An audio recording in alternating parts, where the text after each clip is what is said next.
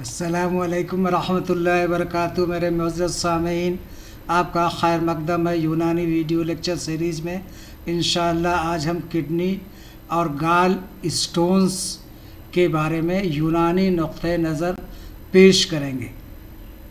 आइए, ये आपको बाएं जानिब एक तस्वीर दिखाई गई है जिसमें मरारा में, ये आप देखिए मरारा में जो है आपको दिखाई पड़ रही है, मरारा में आपको ये गाल स्टोन्स दिखाई पड़ रही हैं, ये आपको यहाँ पर है। उसी तरीक़े से यहाँ पर जो है गुर्दे में जो है पथरी दिखाई पड़ रही है, ये स्टोन्स और ये स्टोन्स। इसको तिब्बी इस्तिलाह में हिस्सा, ये हे पर ज़ेर है, हिस्सा के नाम से जानते हैं। अब अल्लामा नजीबुद्दीन समरकंदी रहमतुल्लाह अलैह, जिनके बारे में आप वाक़िफ़ हैं, ये शरह असबाब के मुसन्निफ़ हैं और इसकी शरह मुल्ला नफ़ीस ने लिखी है और जिसका तर्जुमा अल्लामा कबीरुद्दीन साहब शेखुल जामिया हमदर्द ने किया है। अब यहाँ पर इनके मुताबिक क्या नुक्ते नज़र है, इसको हम समझने की कोशिश करते हैं। पथरी का फ़ाइली सबब हरारत है, यानी सूए मिजाज हार, ये बहुत बुनियादी सबब है। पथरी का फ़ाइली सबब हरारत है और मादी सबब, मादा क्या होगा, खलीज लैसदार रतूबत है। ये दो चीज़ें नहायत जामे हैं। पहले तो सूए मिजाज हार का होना और दूसरा खलीज लैसदार रतूबत, जिसे अब ये रतूबतें क्या हो सकती है, ये बलगम भी हो सकती है, रेम भी हो सकता है या खालिस खून भी हो सकती है। इसके बाद आपने लिखा है कि हरारत इस खिल्द की रतूबतों को खींच लेती है। जैसे हम कपड़े सुखाने के लिए बाहर सूरज की रोशनी में रखते हैं तो नमी उसकी गायब हो जाती है, या कोई भी खाना जिसमें पानी ज़्यादा हो, जब हम बहुत देर तक चूल्हे पर रख कर के उसको जो है जोश देते रहते हैं तो पानी खिंच जाता है। इसी तरीक़े से जो रतूबतें हैं, जो रसदार रतूबतें हैं, तो उसका जो गलीज़ मादा तो बच जाता है लेकिन रतूबतें सूख जाती हैं, उनको खींच लेता है जो है, जिससे यह नहायत गलीज़ और खुश्क हो जाती है।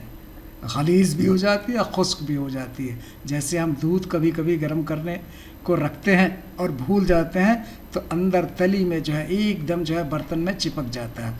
तो उसी तरीके से लैसदार रतूबत हरारत, जिस्म की हरारत की बिना पर आहिस्ता आहिस्ता खुश्क होती जाती है और सूख करके जो है ये पथरी बन जाती है अरसे के बाद। उसके बाद यहीं से ये नुक्ता निकलता है कि पथरी पैदा होने के दो चीज़ें लाज़मी हैं। पथरी पैदा होने के दो चीज़ें लाज़मी हैं। नंबर एक, गलीज़ मादा, जिसे हम लैसदार रतूबत के नाम से जानते हैं, और ये रतूबत लैसदार आपके बलगम भी हो सकता है, रेम भी हो सकता है, गलीज़ खून भी हो सकता है, या कोई भी अखलात है गलाज़त के बाइस अगर वहाँ पर जम जा रहा है। और दूसरा, इसका पैदा होना, इसका इकजा होना, इसका जमा होना, ये बुनियादी है। दूसरा, अगर गलीज़ रतूबतें बन रही हैं और उनका जिस्म से अखराज तबई अंदाज में होता चला जा रहा है तो भी कोई दिक्कत नहीं होगी, लेकिन गलीज़ मादों का किसी जोफ में फंस कर रुक जाना, हम जानते हैं कि हमारे जिस्म के हर आज़ा में कई तरीक़े के जोफ कैविटीज़ होती हैं और उनसे जो है या सकरी नालियाँ होती हैं, जब उसमें फंसकर रुक जाता है और इसका अखराज बंद हो जाता है तो फिर यही जो है धीरे धीरे आहिस्ता आहिस्ता पथरी बन जाती है। गलीज़ मादा बनेगा कहाँ से? गलीज़ मादा ग़िज़ाओं से हासिल होता है। किससे? गलीज़ ग़िज़ाओं से। अब इस गलीज़ ग़िज़ा में क्या है? गाढ़ा दूध है, पनीर है, गलीज़ गोश्त है, बड़ी मछलियाँ हैं, हरीसा।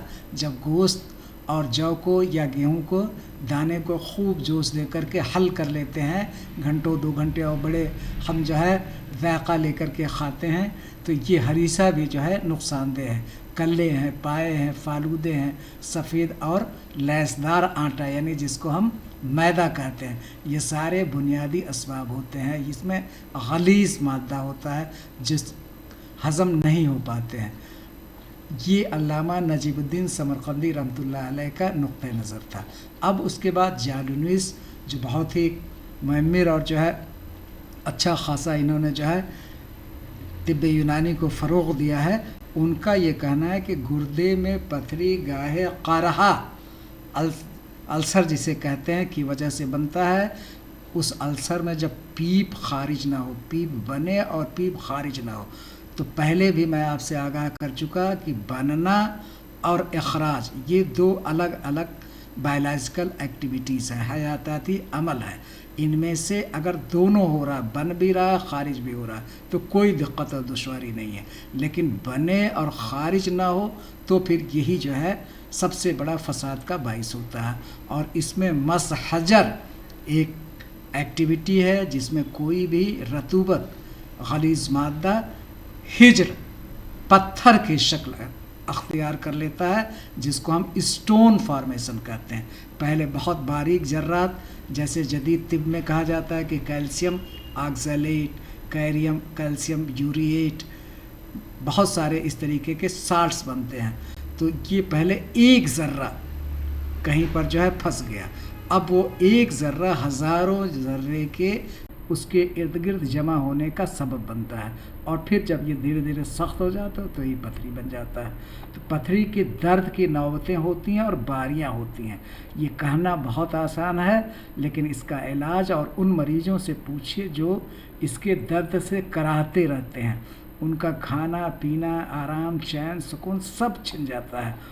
ایک روٹی کھانے کی بات کیا کریں، میں نے ایسے مریض کو دیکھا ہے اپنی زندگی میں کہ ایک بسکٹ، ایک چھوٹا سا بسکٹ بھی ہضم نہیں کر پاتا ہے، اور کھانے سے اتنی نفرت ہو جاتی ہے کہ وہ کھانا ایک بسکٹ بھی نہیں کھاتا ہے۔ وہ اس کا تصور بن جاتا ہے کہ ہم کچھ بھی کھائیں گے، ایک ٹکڑا ایک ذرہ بھی کھائیں گے تو ہمارے لیے نقصان دہ ہوگا، اتنا شدید اور شدت کا درد ہوتا ہے۔ اللہ سب کی حفاظت فرمائے۔ تو دو بنیادی باتیں ہیں، غلیظ مادہ کا بننا، غلیظ مادہ کا رک جانا، اخراج نہ ہونا، اور پھر اس کے بعد سوئے مزار ہار کا ہونا، جس سے یہ دھیرے دھیرے خشکی بڑھتی چلی جائے گی، اور جو ہے پھر اس کے بعد پتھر بننے کا عمل جسے مس حجر کہہ رہے ہیں، اس کی بنیاد پر پتھری کی تخلیق ہو جائے گی۔ آئیے آگے دیکھتے ہیں۔ اب بچوں کے امتحان کے غرض سے بہت سادے الفاظ پہ میں نے آگے لکھا ہے، اس سخت مادے کو کہتے ہیں جو رطوبت غلیظہ بلغمی یا سودائی مادہ کے جم جانے سے، جو بلغمی مادہ ہے یا سودائی مادہ ہے یا کسی بھی طریقے کا کوئی غلیظ مادہ ہے جس کا اخراج نہیں ہو رہا، وہ جم جا رہا ہے، گردہ، مثانہ، جگر یا پتہ میں بن جاتا ہے، تو اسی کو ہم پتھری کہتے ہیں۔ اب اسباب اس کے کیا ہوتے ہیں؟ سوء ہاضمہ، اس کا ہاضمہ صحیح نہیں ہوگا، نظام ہضم صحیح طریقے سے فعال نہیں ہوگا، پیسو ہوگا، غلظت بول، جو پیشاب ہے بہت تھک جو ہے ہوگا، پانی کی طرح نہیں ہوگا، تھکنس ہوگی، قلت شرب ماء، یعنی قلت شرب ماء، پانی کم پینا، حرارت گریزیہ کی کمی یا زیادتی، مواد بلغمی یا سودائی کا غلبہ، کثرت نمک، گوشت اور خشک غذائیں۔ اب یہ جو قلت شرب ماء، پانی کی کمی اور حرارت غریزیہ کی کمی یا زیادتی، اس کو سمجھنے کے لیے بائیں جانب ہم نے ایک چھوٹی سی تصویر لگا رکھی ہے۔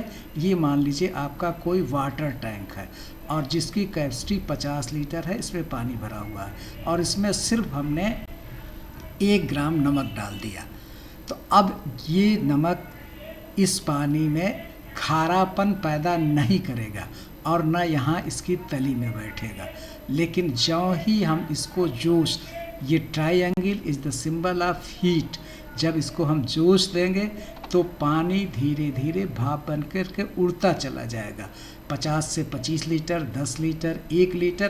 اب اس کو 250 ملی لیٹر کر دیجئے، 100 ملی لیٹر کر دیجئے۔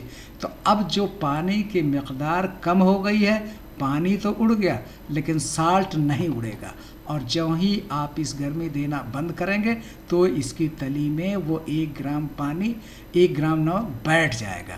تو اسی طریقے سے جو خلیص مادہ ہے وہ رطوبتیں ہیں، رطوبتیں تو اڑ جائیں گے لیکن جو خلیص مادہ کا بنیادی جزء ہے وہ ذرے کی شکل میں اس عضو کے جھلیوں میں، نالیوں میں پھنس جائے گا، اور جوں ہی ایک ذرہ پھنسا وہ ہزاروں ذروں کو اپنی طرف کھینچے گا، اور وہاں پر جو ہے محجر یا پتھری بن جائے گی جو ہے۔ اور حرارت غریزی کی کمی یا زیادتی، حالانکہ شرح اسباب میں لکھا ہوا ہے سوئے مزاج حال، ہم اس پر نقطہ چینی قطعاً نہیں کر سکتے ہیں۔ ان لوگوں نے بڑی محنت کیا ہے اور منطق کی بنیاد پر ایسی چیزیں منظر عام پر لائی ہیں جس کا تصور بھی مشکل ہے، لیکن جو جدید سائنس کے نظریے سے ہم دیکھیں گے تو یہ حرارت کی کمی یا زیادتی دونوں اس کے بنیاد ہو سکتے ہیں۔ کیسے ہو سکتے ہیں؟ مان لیجئے کہ یہاں پر ہم نے ڈالڈا جو ہے 1 لیٹر رکھا ہے اور اس کو فریج میں ہم نے ڈال دیا ہے۔ فریج کا مطلب کہ وہاں کا ٹمپریچر بہت لو ہوگا، یہ ڈالڈا سخت جم جائے گا، یہاں پر کیا ہو جائے گا؟ جم جائے گا۔ لیکن جوں ہی اس کو نکال کر کے آپ اسی جو ہے پیکٹ کو باہر بیرونی فضا میں رکھ دیجئے، جہاں حرارت، درجہ حرارت اس فریج کے نسبت میں زیادہ ہوگی، یہ آپ کا ایٹماسفیرک ہے تو یہاں پر حرارت زیادہ ہوگی۔ اب یہی جو سالٹیفائی ہو چکا تھا یہ آپ کو لیکویفائی ہو جائے گا، اور جب فردر اس کو آپ ٹمپریچر دیں گے، درجہ حرارت کو بڑھائیں گے تو یہ جو سالڈ اسٹیج میں تھا یہ لیکوڈ اسٹیٹ میں آ جائے گا، یہ کیا ہو جائے گا؟ لیکوڈ اسٹیٹ میں۔ اور پھر اگر مزید آپ کرو گے، جوش دیتے رہیں گے تو یہ گیس بن کر کے باہر نکل جائے گا۔ تو اگر کمی ہوگی تو بھی سالڈیفیکیشن ہوگا، اور زیادتی ہوگی تو رطوبتیں باہر ہو جائیں گی، جو تھوڑا مادہ بنے گا وہ غلاظت ہوگا اور وہ محجر پتھر کی شکل میں وہاں پر یکجا ہو جائے گا۔ اور خاص طور سے یہ کیوں کہا گیا کہ کثرت نمک، یعنی جو آپ نمک استعمال کرتے ہیں، مختلف قسم کے سالٹ استعمال کرتے ہیں، اور وہ سالٹ جو ہے اگر ان کا صحیح طریقے سے استحالہ یعنی میٹابولزم نہیں ہو رہا ہے تو ان کے ذرات کہیں نہ کہیں ہمارے شکری نالیوں میں یکجا ہوتے رہتے، جمع ہوتے رہتے ہیں، اس لیے کثرت نمک بھی اس کا سبب ہے۔ گوشت چونکہ خود بخود جو ہے نمکین ہوتا ہے، اور خشک غذائیں، یہ سب اس کے بنیادی اسباب ہیں۔ ہم اس لیے آپ کا توجہ کھینچ رہے ہیں بار بار کہ مکمل تعریف تب ہوتی ہے جب تعریف میں ہلکا سا سبب، ہلکا سا علامات کو جوڑ دیا جاتا ہے تو اس وقت تعریف مکمل اور معیاری ہوتی ہے، اور وہیں سے وصول علاج اور علاج بھی نکلتا ہے۔ تو جب ہم سبب کو پڑھ لیے تو اب یہیں سے وصول علاج اور علاج بھی نکلے گا۔ پتھری آپ کے جسم کے کئی حصوں میں پائی جا سکتی ہے، مثلاً آپ کے گردے میں، جس کو حصات الکلیہ کہتے ہیں، بچوں کو اکثر لکھنے کے لیے مضامین کی شکل میں آتا ہے۔ اس میں کیا ہوگا؟ علامات: کمر اور پہلو میں شدید درد ہوگا، پیشاب میں جلن ہوگی، یا خون جو ہے کا اخراج جو ہے ہلکی ہلکی آپ کو دکھائی پڑے گی، متلی اور قے بھی دیکھنے کو ملے گا۔ اسی طرح حصات المثانہ، یہ مثانے کی پتھری ہے، پیشاب رک رک کر آئے گا، زیر ناف درد ہوگا، بار بار پیشاب کی حاجت ہوگی لیکن کھل کر پیشاب نہیں ہوگی۔ اب پھر حصات الکبد، آپ کے لیور میں بھی اسٹون ہو سکتا ہے، خاص طور سے جب آپ کو ذیابیطس شکری یا ڈائبٹس میلائٹس ہو، دائنے پہلو میں بوجھ محسوس ہوتا ہے کیونکہ لیور دائنے سائڈ میں بوجھ ہوگا، بدہضمی اور یرقان بعض اوقات، وہی جو ہم نے ڈائبٹس میلائٹس کہا جو ہے، یہ جانڈکس جو ہے، یرقان جو ہے، ذیابیطس شکری نہیں، یرقان جو ہے آپ کو جانڈکس کا شکار جب لیور ہو جاتا ہے تو آپ کو وہاں بھی کبد میں جو ہے حصات بننے کے امکان بڑھ جاتے ہیں۔ پھر حصات مرارہ، یہ گال بلیڈر کا اسٹون ہے۔